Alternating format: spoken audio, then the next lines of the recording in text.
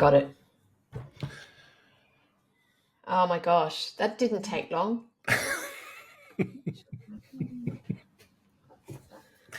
That was the cutest smile then, Av.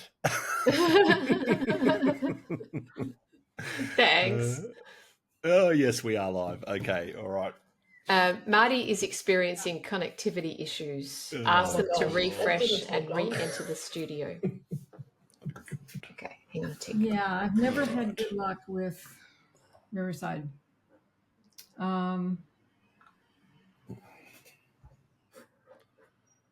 What should I do? Well, I'm not sure because I'm not. I can. Oh yeah, here we go. I can see us. All right.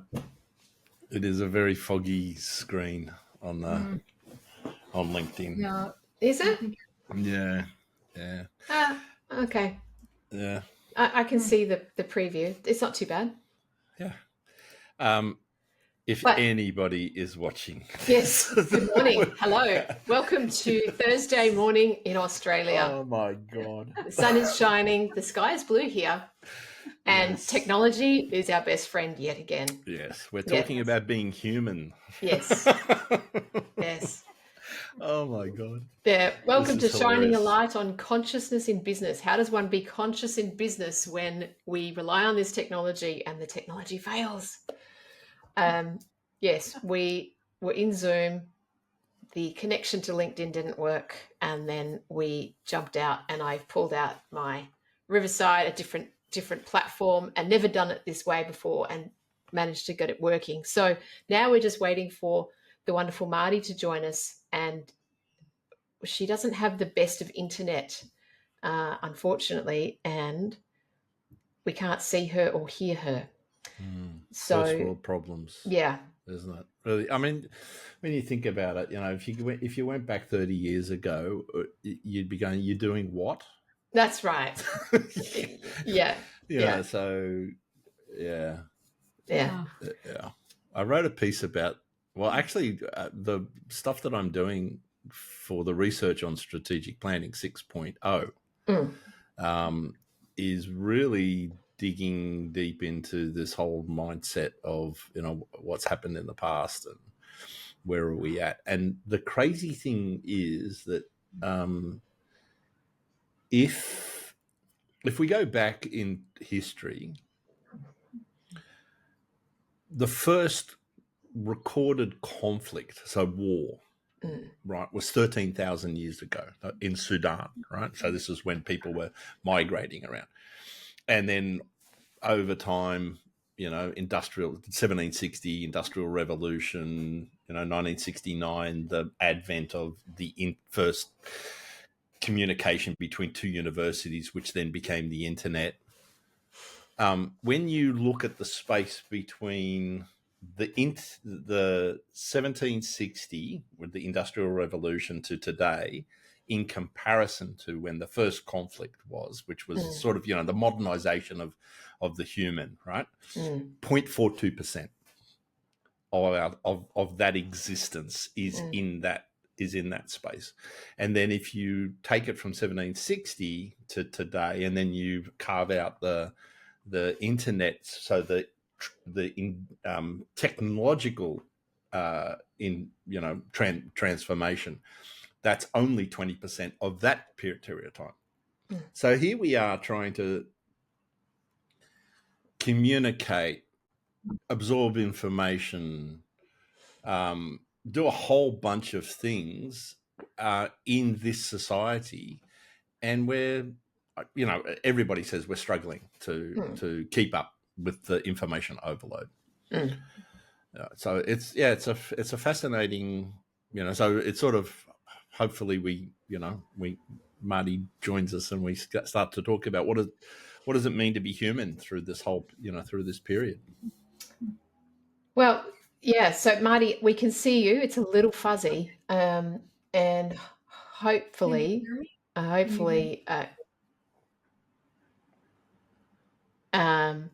not great. Oh, what if I do that? Can you hear me if I turn my camera off? Yeah, that's better. Yeah. So the topic for today's session, I'm just going to introduce the topic. Do you remember the topic, Steve? Because sometimes we come to these sessions, we're so excited, and then we all go like, what was it we were meant to be talking about? I think I was just riffing for the last 3 minutes on it, but I'm not sure. I hope so. Yeah, being human. So the topic is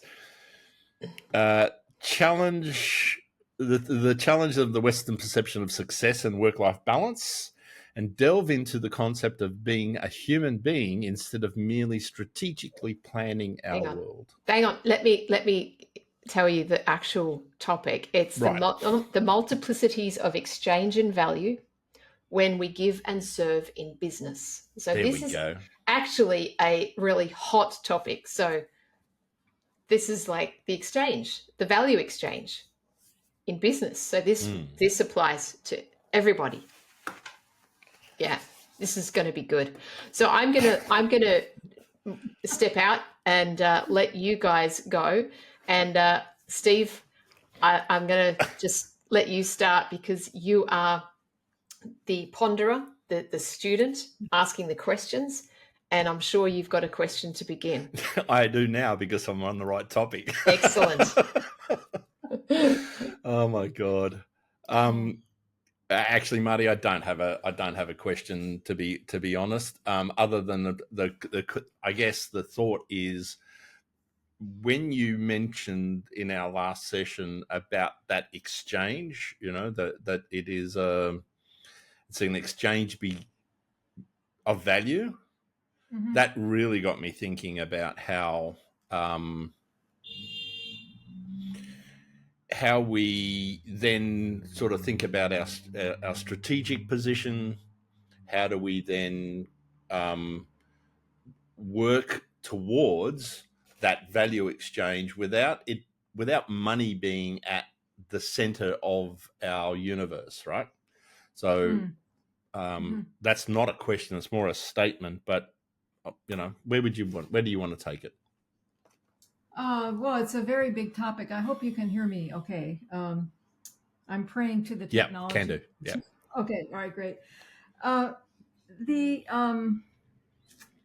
what we're talking about is an enormous shift in how we create meaning, actually. There's a lot of aspects about business where business means making money and success means making money. And if that's all we do, and that's what our business is for, I mean, there's nothing wrong with making money, but if that's what business means to us, then everything we do is toward that outcome. And we'll do anything to reach that outcome because we're goal-oriented organisms.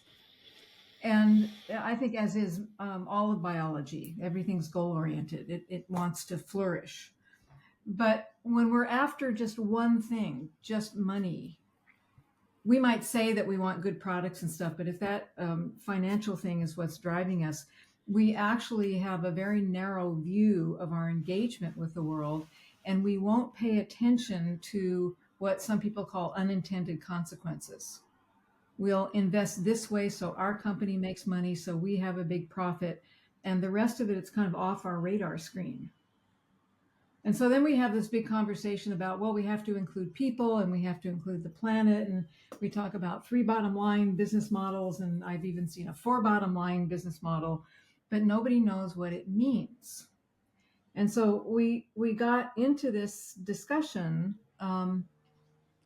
because we were talking about the creation of value. And I think I had suggested that money is an exchange medium and it's one kind of value. It has a certain value.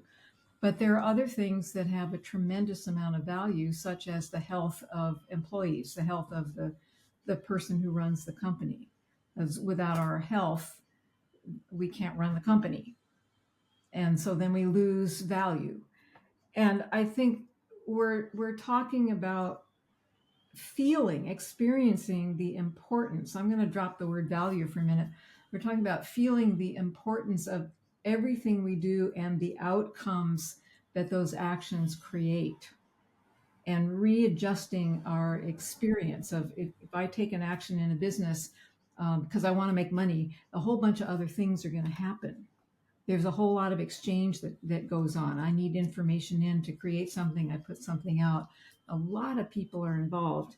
And are we understanding that with every action we take, every investment we make in order to make money, there's a ripple effect?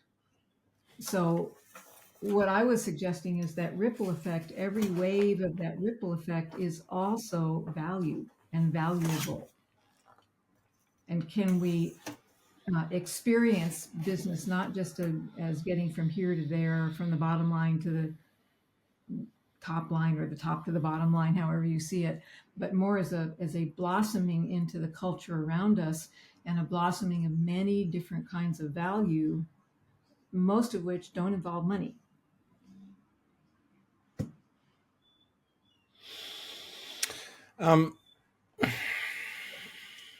This is a big hole to fall into. Yeah. Well, one of the things that I was popped into my head, there is this thought about that, if we think about money, like what you've just said, if we think about money only, then we lose sight of all of the other things in our life, right? So the unintended consequences. Can I just play devil's advocate for a second and say, well, what if we did focus on money and that was our only purpose? Mm-hmm. And we then, the fact that we live in commerce, or in an environment where commerce does drive everything that we do, is it then the way that we use the money to benefit the society, the environment, the health, etc.? Because I'm assuming you can get to that end as well. So you can either at source be thinking about people, your health, etc., and not use money, right? But focus on that. So that's that work-life balance, which I'd love to get into, but whether we have time today or not to do that. Mm-hmm. Yeah. But what if you just focused on money, and it was the use of the money that then helped the environment and your staff and etc.? Mm-hmm. Well, I think that's really valid, and it doesn't go away in our discussion. We're not talking about an either or. I mean, money is our primary exchange medium. And so everybody should be able to make money as long as that's our exchange medium. We need it. It's really like food. We need it to get stuff. We need it to get places. We need it to have a home. It just is. It's a thing. And so when we make money, yes, we also have to put it to good use. Absolutely. Hoarding money doesn't help. Putting money back into the system so more and more people are taken care of. So the planet is taken care of, if you will. That's very, very important. Apparently the Dalai Lama once said, money is like blood, it needs to flow. And there is actually a tremendous amount of money in the world. Most of it's in electronic form, trillions and trillions and trillions of dollars circulating the planets, like every single day. There's plenty of it. But I think we don't understand actually the multiplicities of value that money contains. So yes, we do need to put it to good use to keep supporting increasing well-being, to keep creating states of fulfillments, as the elders would say. And that's a continual process. It's a principle of consciousness, this germination and blossoming of the seed of our gifts over and over into states of fulfillment. And money helps do that because it's an exchange medium. But if all I want to do is make money, I become too narrowly focused, and my money doesn't do a lot of good. It just builds up someplace. Right. So we're sort of getting back to you need, but if you have a purpose, if your purpose is money and all you're the Scrooge and all you're doing is collecting gold coins and putting it into a bath so that you can have a bath and a gold coin, then that's what you're talking about is that's unhealthy for everybody, including the person who's hoarding the money. Yeah. So where is that's there's always that tension there, how much do I need? Where do I, if I don't focus on the money, so focus on what you want and you'll get it. If I'm not focusing on the money and I'm allowing myself to not be distracted, but to be conscious of, consciously aware, and allow the thoughts to come from, the universe or from the planet. How do I, that there's that tension there, right? So my lizard brain, or whatever the part of the brain that is preventing me from finding that answer. So help me here. What am I missing? What's blocking me in that thought process? Yeah, this is really, we have stepped into a big hole, Steve. So we always do, Marty. We always do. I love it. I really love it. So I think we're at one of those points where, through the Western lens, we get caught in either or. It's money or it's other stuff. But in full consciousness, it's always both and then some, to several orders of magnitude. And so let's just come back to quote unquote business, which is actually, this is something I mentioned, this idea I have about business, that every business is simply a node of consciousness, if you will, and its purpose is to create, exchange, and distribute value. And some of that value is going to be money itself. Some of it is going to be social benefit. Some of it's going to be an amazing product or service. Some of it is just going to be collectivity, connection, and caring. And all of those things are equally important. And if I can get myself into a state of consciousness where I understand that every business action I take is an investment for that greater good, I'm investing in relationships, and every investment, whether I'm investing money or time or labor, whatever it is, every investment I'm doing with another person or group. And that co-investment is being done in order to create multiplicities of benefit, one of which is probably going to be money for another century or so. But there's also other benefit that we have to be creating and distributing. All kinds of things that benefit our well-being, whatever your business is. So I think we got into this because through the Western lens, Western consciousness is always either or. It's this or is that. Do I need money? Do I not need money? I care about money. I don't care about money. And the either or conversation just doesn't leave us anywhere. It leaves us nowhere to go. And so what you and I always do is we shake everything up and we try to bring a few more dimensions into the conversation. So what we're saying is about business is, yes, money is part of it. Well-being is part of it. Social service is part of it. Gratification is part of it. Challenge is part of it. And everything we do in business and in life, I think, is an investment. And here's where that principle of consciousness comes in, that when whatever we're in relationship with, that relationship grows via our investment. And that investment, if we do it consciously, if we do it with full awareness and dedication, it will produce lots of different kinds of benefit, lots of different kinds of meaning and value. And we live in a world where most people are in that either or level of consciousness. So it's either money or no money. And that puts a real strain on business. Because if I just want a big number for my bottom line, and somebody says you have to have not just money, but you have to have people in your bottom line, and then you have to have the planet in your bottom line, and then you have to have spirit in your bottom line, I feel my money's threatened. But it's not one thing against the other. Everything comes together, if I'm making some sense here. all that makes sense. And I'm going to drop into the mindset of a business owner who has got people working for them whose role is to generate revenue, salespeople. Yeah.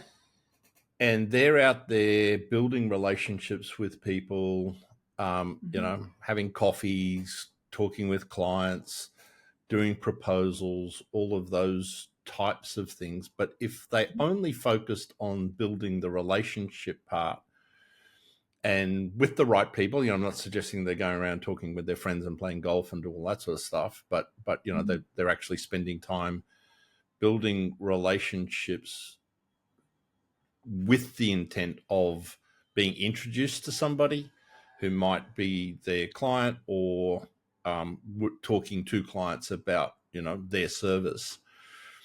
At some point in time, you're going to have to have some measure of success of that. Otherwise, how long does that, how long does it take? Now, I understand, that's how I've built my business, on relationships. And some of these relationships you don't know, they come back in 10 years time and you go, wow, that I'm glad I did that. But at the time you just go, I'm not sure whether I'm spending the right time. And sometimes I just go, this is not serving me. Right. So I've had, I've spent 2 years building this relationship. It feels like I'm giving a lot and not getting much back in return. So, I'm grateful for the relationship, but at some point in time, I've just got to go, I can't continue investing in this relationship without some sort of return on investment. So how do I then reconcile that thinking?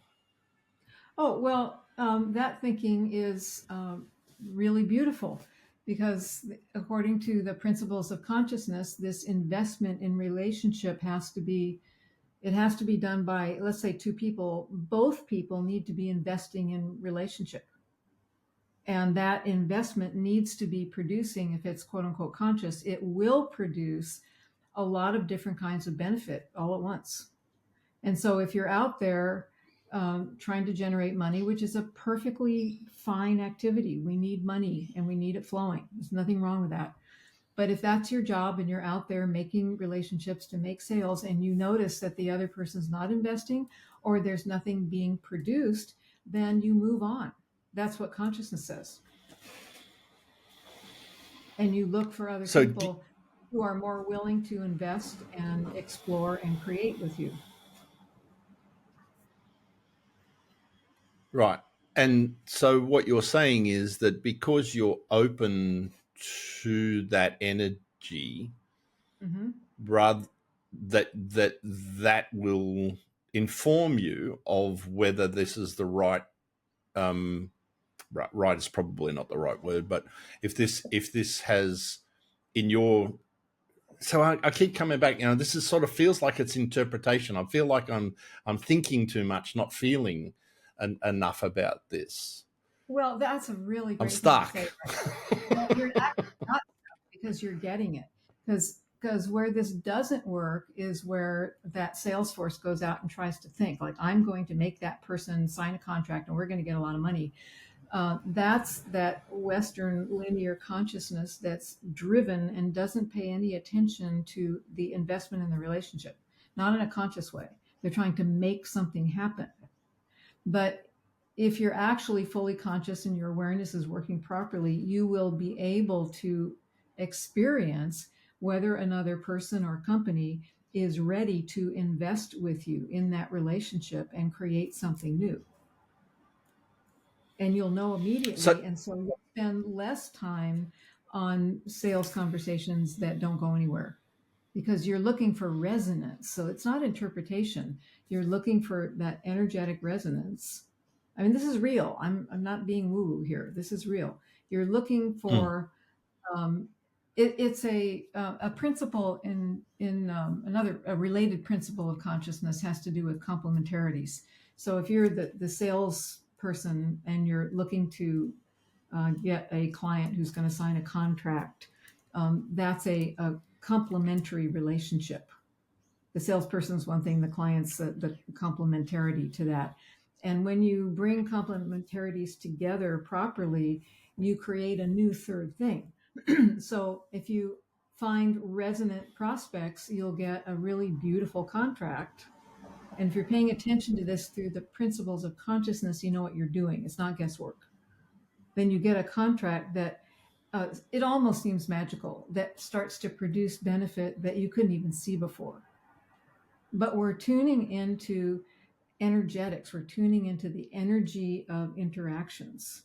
And that energy is what has always guided people in indigenous cultures to, this is a proper relationship. We should invest in this, and it's going to create stuff. You don't have to force anything. So it's not interpretation. Our real intelligence comes through this sensing intelligence, experiential knowledge.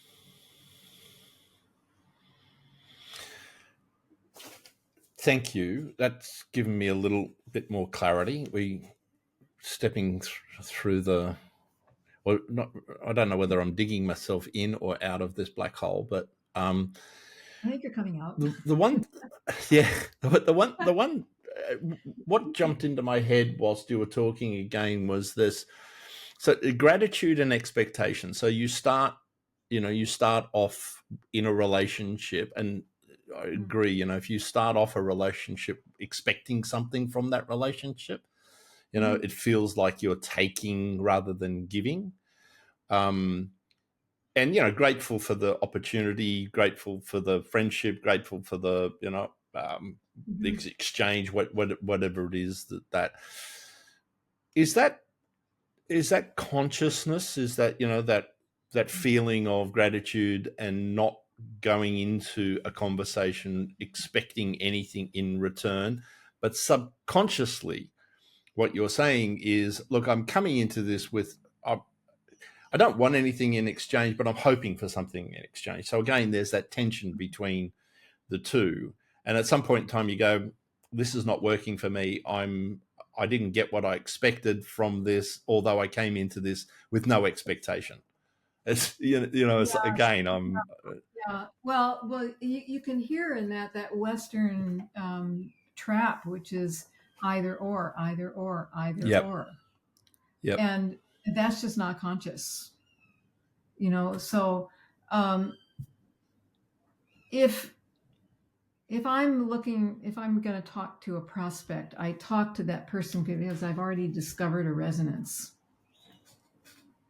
I don't do a meeting before there's at least a hint of a resonance, and I don't have any expectation, because that is a form of attachment. And if I'm attached, my consciousness has just plummeted to the lowest level. So it's not about expectation. It's not about hope. I want it all. It's okay if I don't get anything, is that either or attitude. I can't go into it like that. So let's say that I'm going to talk to somebody who wants to come into my long-term training, which is a really big commitment. I will talk to somebody if there has been a brief conversation where there's some resonance, or they've expressed something to me that shows me there's a resonance. Then I know this is the principle of fertility. There's some fertile ground that we might plant a seed in. This agricultural metaphor is very useful. So when I talk to the person, I have no expectations, but I know what I want to say, and I know what I want to ask. And my attitude is exploration. And I have no control over how the other person is or what they're going to say or do, but I go into that exploratory conversation knowing that if we both invest at least some exploratory energy, something will happen, something beneficial. Whether or not I accept them into the training, something beneficial will happen. I'll learn about people. They'll learn maybe about themselves or about consciousness, but I have no expectations. So anything could happen. And it's another one of those complementarities. I'm the person offering the training, they're looking for the training. And when we come together and we both invest, something gets created. Whether or not it's a new student for me, I have no idea. and I don't expect one way or the other. So we've got to really kick free of that either or level of mindset. And notice how I said all of that stuff. I'm referring to principles of consciousness and how the physics of relationships operates. That's what I'm paying attention to. So I don't get caught in expectation or attachment or maybe, maybe not. It's a completely different approach and a completely different, I don't want to say mindset, heart set. It's a way that your heart is into the situation. This is, I think it's a question and a statement. If I can. So again, while you were talking, what I was thinking about was the current mode of communication that we use in business, which is predominantly electronic. You know, emails, text messages, websites. There's less human interaction. And while you were talking, I was thinking, the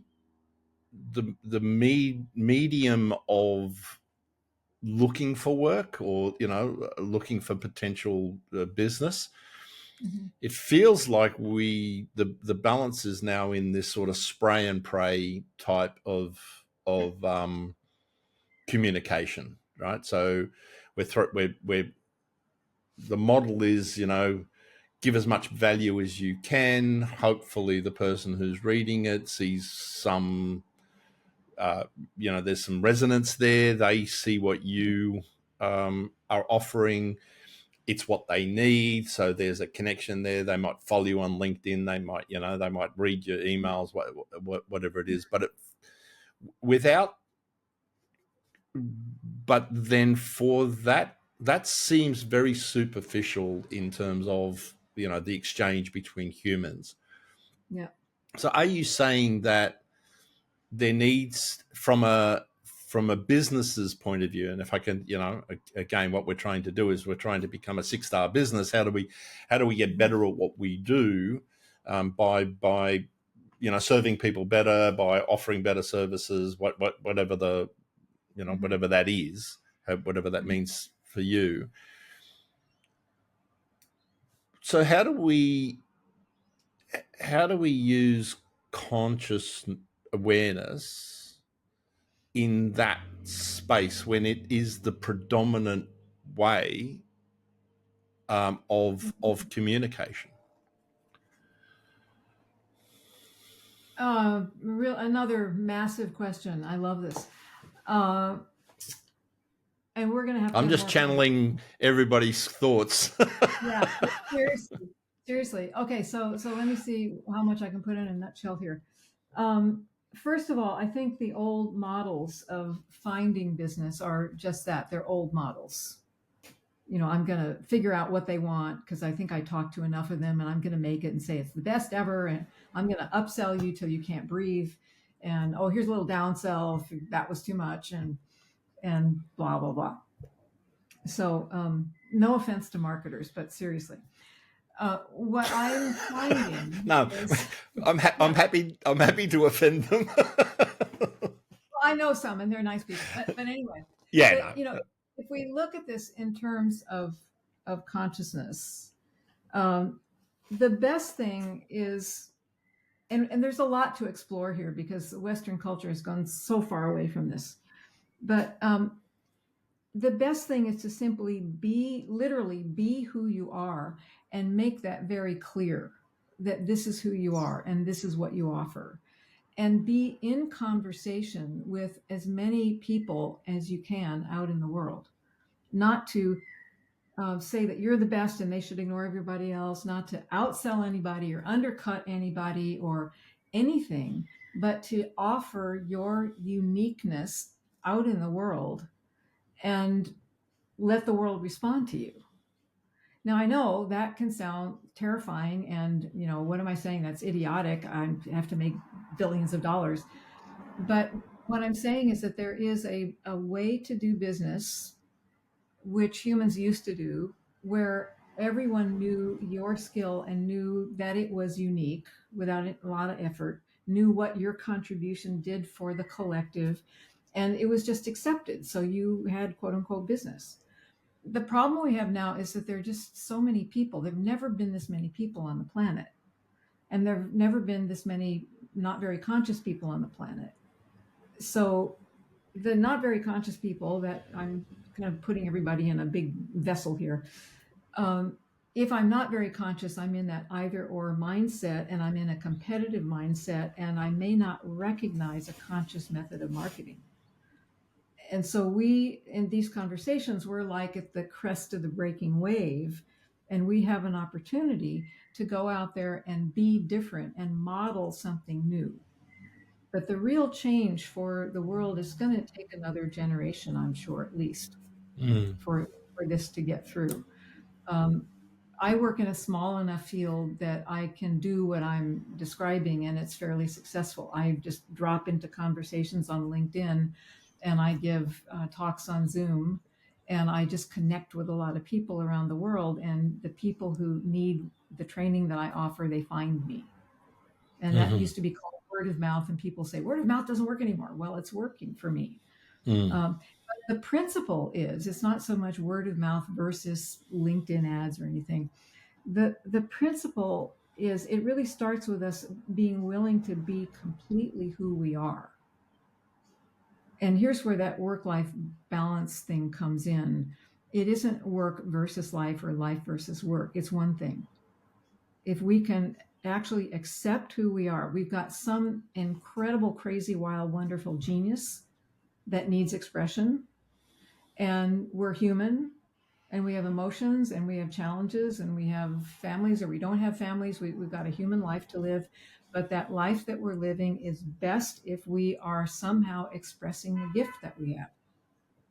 And sometimes that expression is going to be through what we call business, and sometimes it's going to be through community or family. But it's one thing, not two things. So if we come back to your question, and I'll put myself here as the example, the more I am exactly who I am, which is kind of a lifelong task, the clearer I get about my business, and the clearer I get about me just living a life. And actually, the better my business works. So what I think, yeah, go ahead. No, you go. I was going to say, what I think is happening right now in our time is that there are a few of us, like you and me and Aveline and Six Star people, that we are in a position to test new waters. We're in a position to do business differently and model that. It's not going to be that next week everybody else is going to be able to do the same thing. That's not what we're saying. It's not easy what we're proposing, but it is inevitable what we're proposing. Because the either or mindset of what's happened to Western consciousness, it's collapsing. It doesn't work. So I would say to our listeners, anybody who kind of sort of feels that we're saying something that would work for them, they should talk to us more deeply, because this is a very, very big point. Yep. The Overlord has just turned up, so that's a. So what one? If I could, if I could just, I don't know whether this is a topic that we can get into, but one of the challenges I think that business have is, if you think about what we've just been talking about for the last 25 minutes, it's very much allowing the individual to find their genius, if you want to use that word, but find their consciousness. What do they do that's really great? How do you work with that individual? And the more people you have in a village, the more the more chaos there is, and so organized chaos is probably one way. So what we've done as a Western society is we have corralled the people, right? So we put them into factories. We've educated them so that they come out and work in factories. Factories being commerce. So that'll be an interesting thing to observe over time, as how that is dismantled and replaced with something that is more in tune with how this next generation are going to come through, right? Because they're going to want to do things in a particular way. Yeah. And they'll make their own mistakes as we have, right? So, yeah, it's more an observation. And I'm going, when I go and talk to businesses, and I talk about, the first thing we do is we talk about how we can organize people and to make sure that they're being able to, given the tasks that they're best at doing, and delegate to them and allow them to go off and be the best, that genius. And there's that control factor, right? So I don't want to let go of control. And I keep saying, no, you don't need to let go of control. You need to be less controlling. And so there's always that tension there. So it's more a statement than anything that I'm making here, but it'll be an interesting observation. Yeah. Thank you. I think we're over the 30-minute mark. Probably. Yeah. So this is actually showing me 40 minutes, but it did take us a few minutes to get going. This has been really, really fascinating. And I just want to just reflect, and in a summary, what we do in 6-Star Leaders Community is we talk about aspects of how to be in business, how to bring the genius out, focusing on that and overlaying it with a more conscious awareness of being in business. And that's what we're doing more of in our community. And it's amazing having other people to go on that journey with, that Steve's talking about. Now, you guys just talked about a topic that I think we could have like a whole day's workshop on. What would be a nice follow-on thread for us to chat about next time?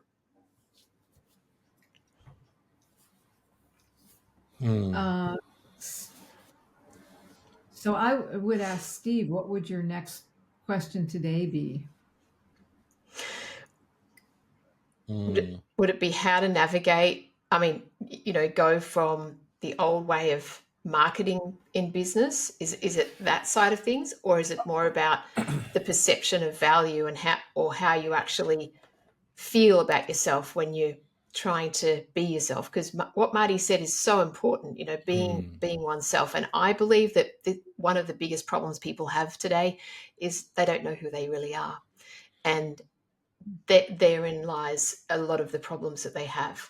Yeah. And they take on a perception or a face or a layer of society, or what other people tell them they should look like, sound like, and then what they think others will expect of them. And then it's just a whole we put on a facade, right? So depending on the audience that's in front of us, they think this is what they want. So we start to interpret what we think they want. So we behave that way, thinking, and then you end up being 5 people in one day and never yourself, right? From what came up for me was when we were talking about expectation and exploration. So for me, that exploration of how do I navigate my way through this? So what's the exploration in the relationship, in my business, in my personal life? How do I open up for that? Right. Yeah. So I like that. That would be where that would be my next question, if that was. Yeah. Okay. So it's where do I start the exploring of the relationship between me and my business to become more aware? Yeah. Well, how do I open up to the concept of exploration? Okay. Yeah. Okay. Yeah. Beautiful. How does that sound, Marti? Sounds great. Absolutely great. Good. Yeah. Well, thank you both. It's just been enlightening and engaging and fun as always. And I hope whoever is watching and listening has enjoyed that. I'm watching on my phone. There we go. Yeah. Pray for my All right. Well, I wish you all a lovely day, and we will see you hopefully in a fortnight. And we won't be plagued, hopefully, in a fortnight by tech issues. We'll be using this tool next time, and we'll see you then. Same bat time, same bat channel. And wish you all the best. See you guys. Thanks everybody.